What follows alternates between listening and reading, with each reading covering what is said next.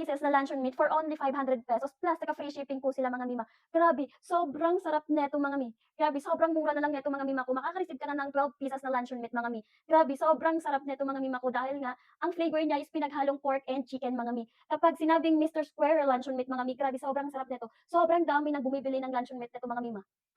Puwedeng-puwede mo siyang iulam mga mi and plus puwede mo siyang ipapabaon sa mga kids niyo kapag meron kayong kids na nag-aaral mga mima ko and puwede din siya sa mga store niyo mga mima ko dahil malaki talaga ang kikitain mo dito mga mima ko dahil 'pag sa TikTok mga mima ko sobrang mura lang nito mga mi. Pero kapag usapang mall, sobrang mahal nito sa mall mga mima ko. I think ₱200 bawat isa ng ganitong luncheon meat mga mima ko.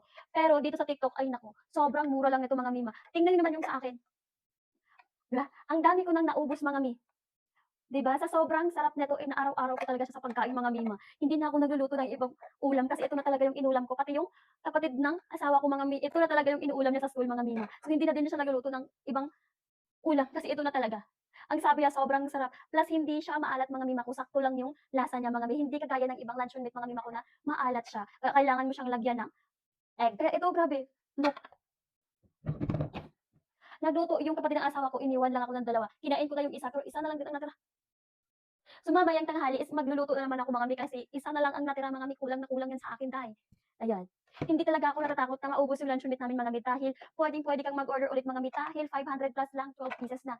Plus ang free shipping pa sila mga mi. Kaya kung ikaw, kung wala ka pa ding luncheon meat by Mr. Squirrel mga mi, kung mag-checkout ka na din diyan habang naka-free shipping sila mga mi.